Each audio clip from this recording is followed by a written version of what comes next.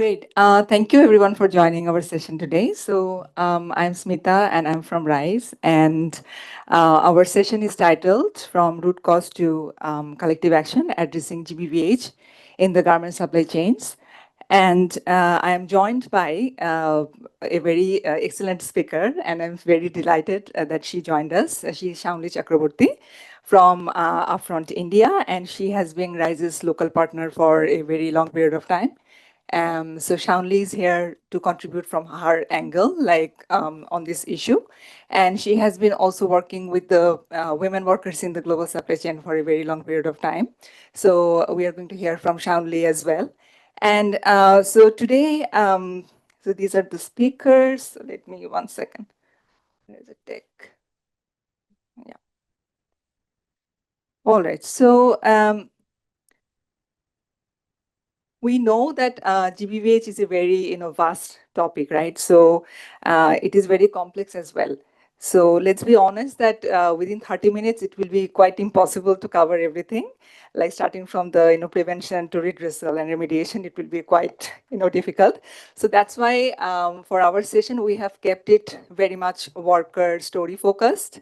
Actually, we feel that this is what it matters, and we are also going to focus a lot on sharing our on-the-ground experience from India and Bangladesh, like on this topic. So basically sharing all the stories and our lessons from the factories while we are implementing this program in the country. So before I begin, so I just want to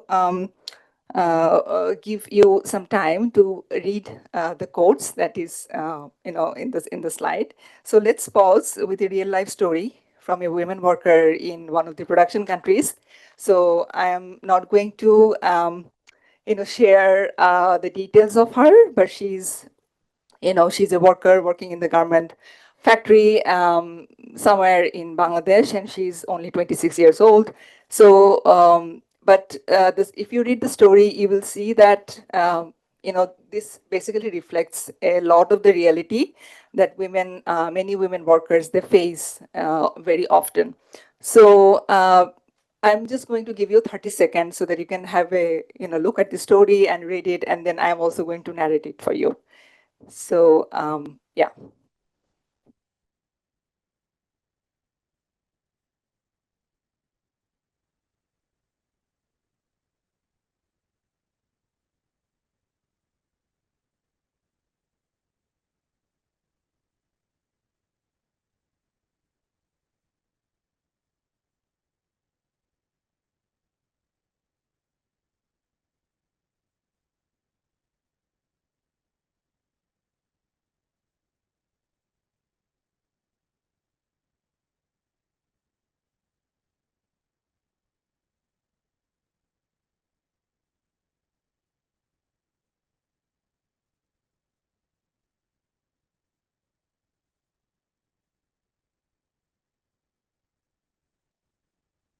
So she's saying that, let me just narrate very quickly.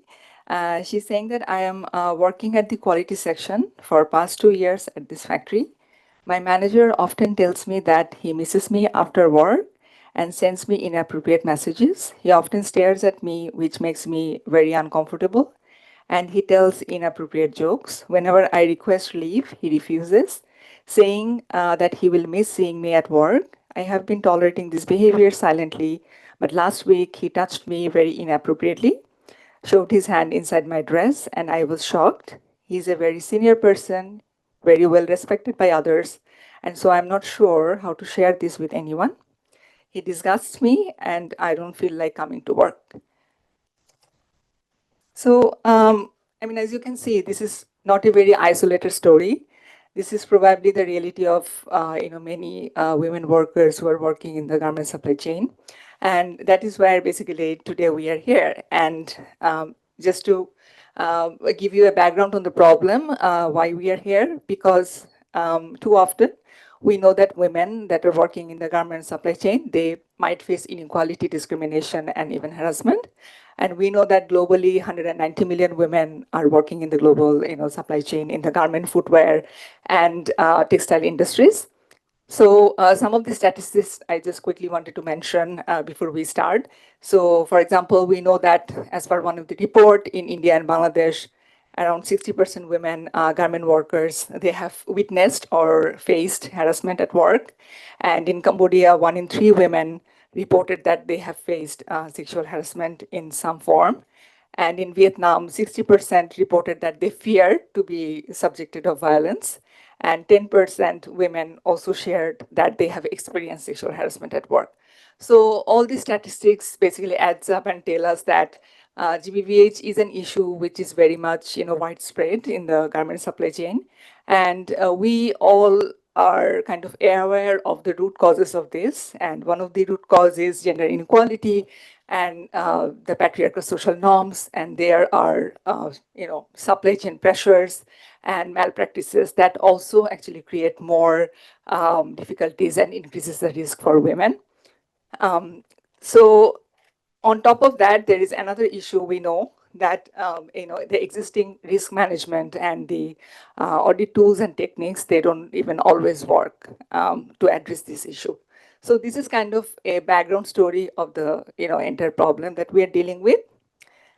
In the next slide, I'm just going to quickly mention that how RISE has been kind of supporting women in the garment supply chain. So RISE basically fosters collaboration, and we keep women's workers' voices at the center. So back in 2023, 4 largest women empowerment organizations, they came together and we formed RISE to promote gender equality in the global supply chain. And we have at the moment 30 plus company members who are the international brands and suppliers. And we work together with them to promote women's rights and to ensure that they can experience better equality, and their rights are also maintained through agency and equality and rights. So we do this thing through 3 core strategies at RISE. So we do capacity strengthening programs in the factories with the factory management and with the workers. We also support factories to review their policies and strengthen the system. And we also work with the industry for the market transformation piece, where we support the industry to embed gender equality in the business practice by industry collaborations. And we also influence policies like public policies and local policies on gender. So this is what we do. And so far, in 2 years, we have reached a bit more than 700,000 workers, and 2/3 of them are women workers. And we are present in 9 countries. And yeah, and it was only possible to do through, in collaboration with all our partners, our members, etc. And we are working at the moment with more than 500 factories as well. So just to share with you how RISE supports to tackle GBVH in the supply chain. So this is our approach. We have taken a comprehensive and layered approach, which is a bit beyond the regular compliance approach. So in the first layer, you can see that we work very actively to understand and address the gender norms that are present in the workplace, and through our programs and through our industry advocacy. And in the second layer, we try to strengthen the factory policies and systems and grievance mechanism to prevent and mitigate the issue. In the third layer, we kind of work with the industry to address some of the best practices and also to address like some of the malpractices that actually increases the risk in the factory. And in the last layer, we support the alignment with the local regulations and public policies, such as HRDD and C190.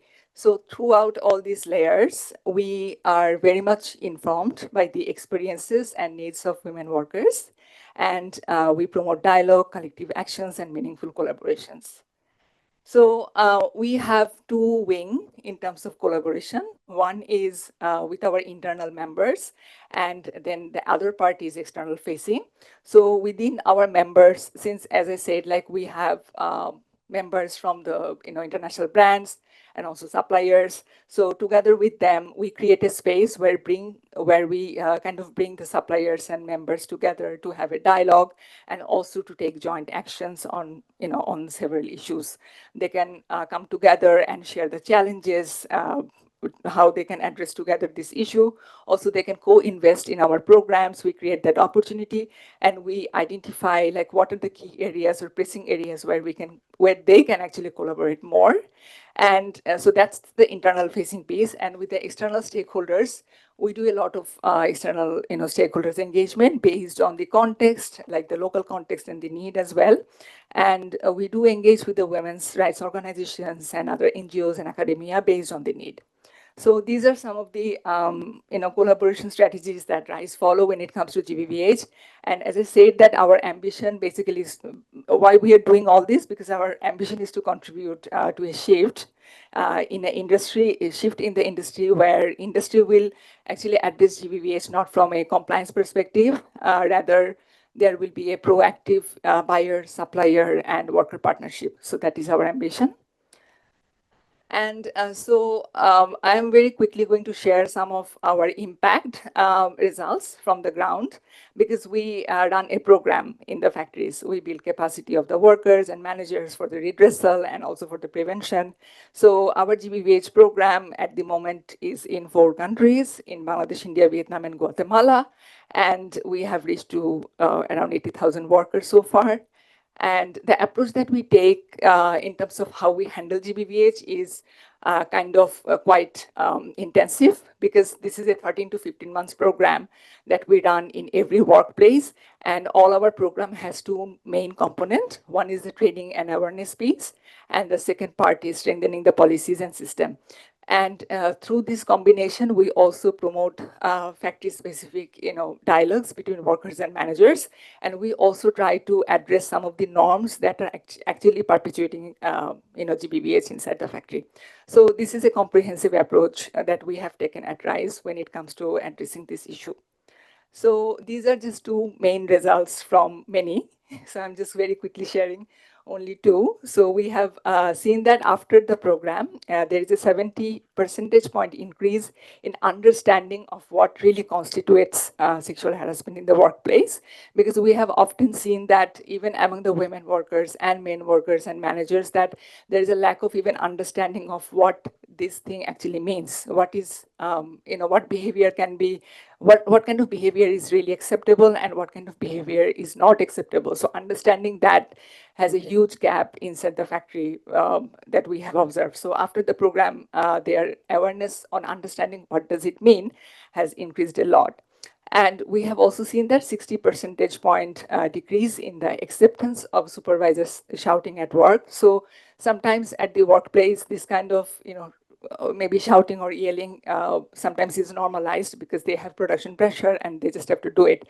But once the awareness is increased, then we have seen that, the shouting actually decreases a lot, and they kind of understand like this is not, this is not done. This kind of behavior I should not have done.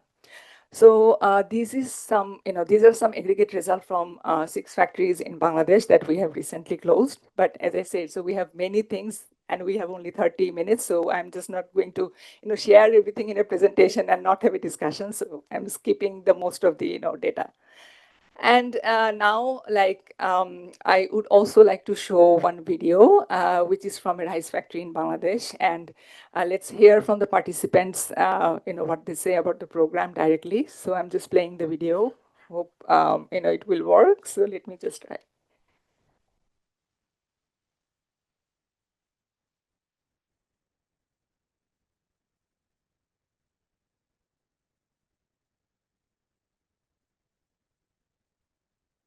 Equality and workplace harmony by uniting.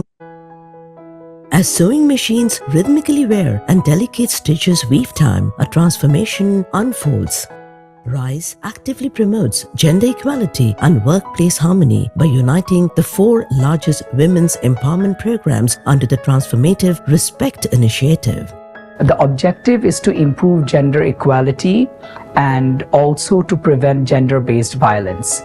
আমি এই training থেকে শিখেছি নারী পুরুষ উভয় সমান একটা পুরুষও যা করতে পারে একটা নারীরাও সেই কাজটা করতে পারে আমার আন্ডারে 100 জন লোক কাজ করে। আমি রাইস রেসপেক্ট থেকে ট্রেনিং নেওয়ার পরে ওদের সাথে যোগাযোগ করতে আমার অনেক সহজ হয়েছে। আমি যদি আমার কলিগকে রেসপেক্ট করি তাহলে সেও আমাকে রেসপেক্ট করবে। রাইজ রেসপেক্ট প্রোগ্রাম আমাদের এন্টি হ্যারাসমেন্ট কমিটিকে ইমপ্লিমেন্ট করার জন্য, সেই পলিসিটাকে রিভিশন করার জন্য অনেক হেল্প করেছে। সকল শ্রমিকদেরকে এই বিষয়ে আরো সচেতন করার জন্য এবং বিভিন্ন তথ্য পাওয়ার জন্য আমরা কারখানার অভ্যন্তরে একটি রাইজ রেসপেক্ট কর্নার ওপেন করেছি। Let us actively shape a tomorrow free from discrimination, plant equality, and design a world with the utmost respect.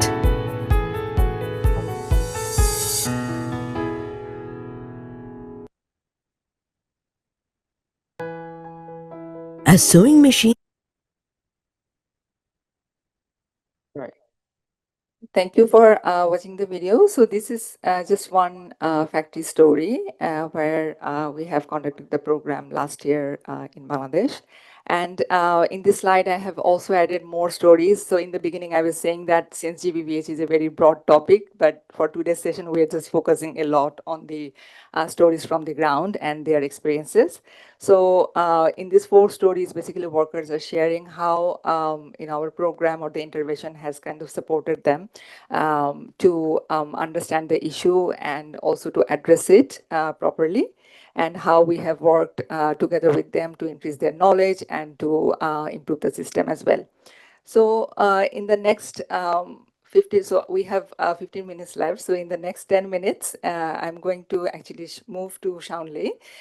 So because she has a lot of experience from the ground in India and also beyond. So Shaunli is from Upfront, and welcome Shaunli to our session today. So Shaunli, I have 2 questions for you. So the first question is from your experience and perspective, what are the main challenges that you have seen that women workers are kind of facing in the garment sector, especially in India when it comes to GBVH, and what are the things that Upfront is kind of doing to support them? So that is the first question. And the second question is, what is your one recommendation, or what are your main recommendations for the businesses that they should do to support women and to protect them? Thank you. Thank you, Smita. Thank you for the opportunity, and good morning, everyone. I think it's a very heavy reality. So I'm very glad and fortunate to be here, probably speaking on behalf of those 90 million.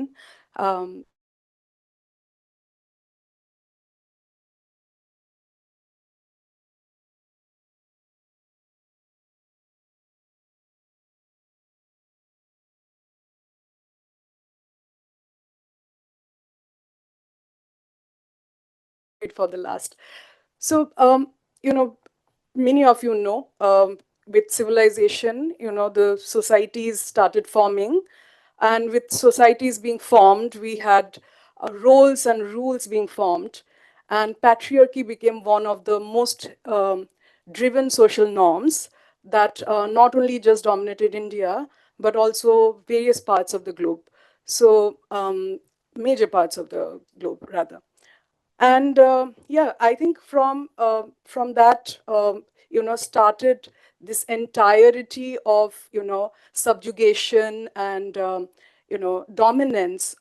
With dominance came the power dynamics and everything. So of course, I think women and girls got disproportionately affected, but I don't think men and boys were left behind. Somewhere the stereotype, the bias kind of also influence them. So I don't want to kind of just do this analysis and of that women are the victims and men are the perpetrators. Yes, in most of the cases that's the truth, that's the reality that our 90 million workers face.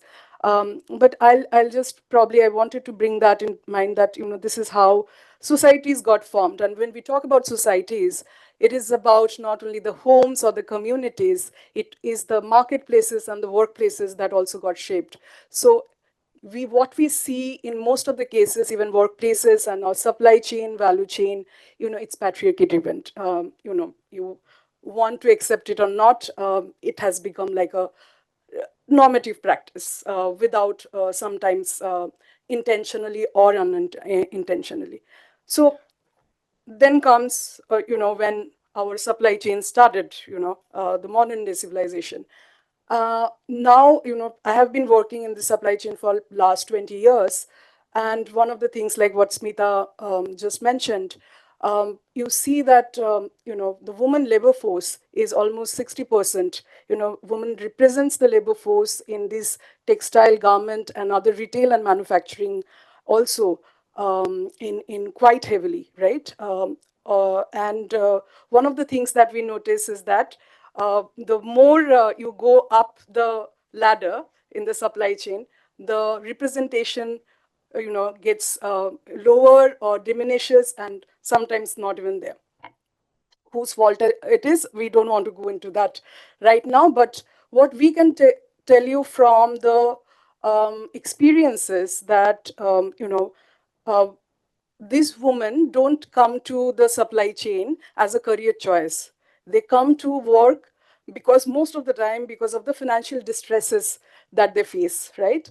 And the load of, like, the gender role and the dual burden that they carry, and the vulnerabilities that they have, and sometimes those vulnerabilities are added by, when they represent minority communities, when they are from migrant population, for example, and not in only in India but also elsewhere. We have seen this quite heavily, that there is a lot of vulnerabilities when it comes to this, and these are all interlocked, because then we are talking about issues where, there is poverty driven issues, there is poor health, it kind of into a gridlock. And then we are talking about patriarchy.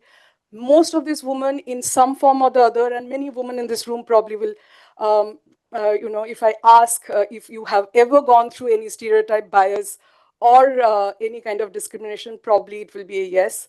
But I can tell you that most of the time these women have already gone through some kind of discrimination or bias already. And they do practice that as well, right? So when they come into the work, they're already carrying some of these burdens. And then, the low wages, again, the kind of, poor working conditions, climate change, the culture of abuse, and, what we call in India is the shouting culture. And, that becomes like a normative practice where you have, every time there is a production pressure. And I have seen this, I have worked with the supervisors, with the senior management. It is very normal. They say that this is how work gets done. So that is one way to look at it, right? Like verbal abuse and the shouting culture. Then the other is that quid pro quo, or like what Smita was talking about, a case study, that also is sometimes quite naturally comes into play. Apart from that, that there are different kinds of other discriminations, like, looking at different kinds of opportunities. When it comes to opportunities, or there is partialities there, there is lack of access to services, not critical information, and so forth. And sexual violence often, although, maybe the numbers are either unreported or less, but then they become quite serious in nature in many cases that we have seen. So yeah, these are the kind of, this is the world that, one lives in. And then of course there are other things, like there are solutions which are there, which are talking about, how to kind of prevent and mitigate and redress violence. So when we are looking at the solutions, and this is what we do, comes in that we all are here, designing or, planning or implementing various kind of solutions upfront, along with RISE and many others. We have been seeing that, we started our journey by saying we will work on women's empowerment at the workforce level. Then quickly we realized that, hey, listen, this is not, which empowers women. The moment you actually give her the information and try to build her agency, but there is no system in place, there are no services in place, the decision makers, the influencers don't have a buy-in, you are actually disempowering the woman.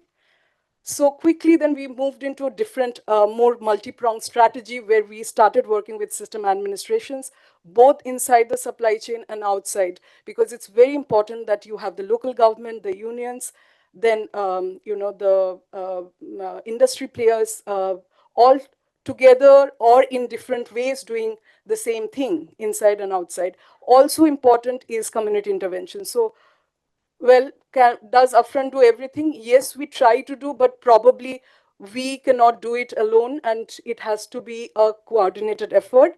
There's quite a lot to be done, because I think it is not about just prevention here, but also that we are talking about, development, progress. That is the language that the entire world now understands. And without actually women's economic empowerment and their participation, without addressing, GBVH, it will be very difficult for us to make a move to 2030 and beyond.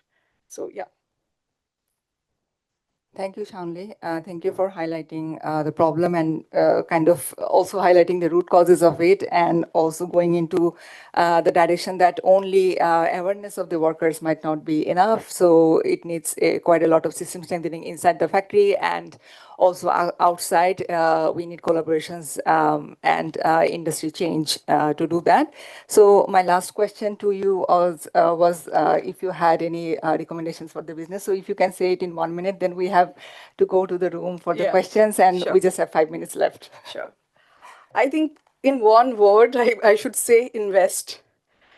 Invest in building leaders, champions, interventions, good systems, inclusive systems and policies, inclusive and safe supply chains, and also invest in coalitions or collective actions, because I think, again, like I just want to repeat, no one agency or no one individual can actually make that happen. We believe in transformative feminist practices, but also at the same time, without participation of everyone, it is not going to happen. So yes, invest. Thanks, Shaoli. So we are at the end of the session. So with that note, I just want to ask you if you have any question. So I already see a hand raised. Please, if you want. Thank you very much. Thank you for a very in-depth presentation. I'm Khadija Kondakar, and I'm from Bangladesh. Just one question that you have shown that you have 60% of women in the garment sector, and I can only speak from Bangladesh, is that number is really seriously declining. The current number in Bangladesh is less than 45%. So there has to be some fundamental things that we are still not being able to address to remain or keep women in the sectors that we are talking about. One thing. Second thing, you have mentioned about women being violated, whereas the discrimination can also be equally affected for boys and men. However, we have not talked about how women could be also a factor of violation against another woman. And we see that repeatedly when women actually rise with different initiative that is going around to rise to a leadership role, how they abuse that status, and how do we tackle that issue. The last thing that I want to just put to the audience is really how do we actually, besides the policy level intervention, the institute, factory level interventions, but how do we really create support group for women? Because when, the example that you had given from Bangladesh, the hardest part for a woman is to be able to speak and say that I have been violated by this supervisor. So unless you have a support mechanism in place that will support this woman to stand up, we will actually not be able to address many of the cases, and there are so many of them, right? So I just wanted to bring these three aspects for food for thought, and thank you very much. Thank you. Thanks so much, Khadija. Yeah, I mean, the issue is quite complex, as I said earlier, and it's multidimensional. So there is no one way to resolve it. And that's why I think we have this session and more sessions I have seen lined up on grievances in general. So Yeah, thank you.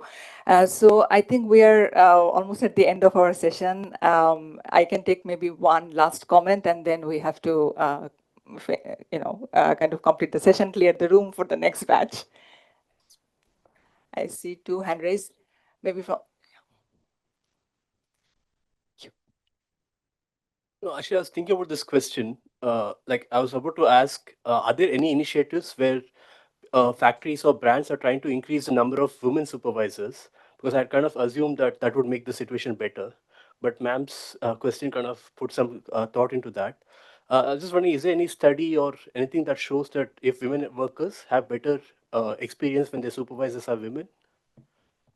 So, yeah, Shamli, please, you can take the question. But from Rise's end, we have a paper published on women's advancement and leadership. We are saying that only women being supervisor is part of the solution, but it's not the entire solution. So we have the entire, like, full working group on that, and we have a paper that is published. So we would request you to go to our website and read that.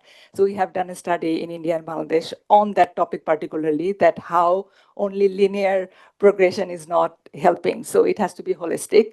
But yeah, Shamli, if you want to answer that. Data actually for roles of increase women's participation in the leadership role. Through our GEAR program, which is a focus gender equality empowerment program under the Better Work, we have track records that women increase participation of women in the leadership role has shown decrease of violence at the workplace, and sort of set up also simultaneously an informal support mechanism that I was just referring to, and has immediately shown improvement of productivity as well as improvement of family income and overall well-being of the associated indirect beneficiaries. So GEAR program has data available for that. Thank you very much. Just to kind of support that, yeah, there are programs which are engaging both, women in supervisory roles as well as engaging men and boys in their role on gender equality and gender-based violence prevention. There are support groups, wellness clubs, different forms of interventions which are being promoted at this point of time. I think on the female labor force participation itself, yes, even India data shows the increase in more in informal sector, but in the same value chain sometimes. There is a real hard call that we need to take and reflect on it, that why it's happening and how we can change this for better, because I think it's really concerning. Yeah, it's just going the reverse way, and we have a 2030 agenda that every government is kind of pitching in for. So yes, there are many such practices that I didn't want to mention this, that I did say that women really carry not only that men practices but also women. So when we talk about any transformative actions, it is both for women and men. Without engaging men and decision makers and leaderships, it is quite impossible to kind of actually address these issues. I think, yeah. So actually, I'm sorry, we are at time. It's already 11. I think it's past 11. So we have to clear the room for the next session. It was only half an hour session. I'm sorry. And I think it's never enough just to engage everyone in half an hour. And I see like most of the sessions are 90 minutes and 1 hour, but hour was very quick. But yeah, definitely. So, and I think we are there. There is a Rise stall as well. And also Shamli will be there to speak more. But I'm sorry that I cannot take any more question. I'm so sorry. So thank you everyone for attending the session. And so as I said, so for more information, please visit our website. And we are also around for the day. So I'm happy to answer further questions. And yeah, hope to catch up soon. Thank you. Thanks, everyone.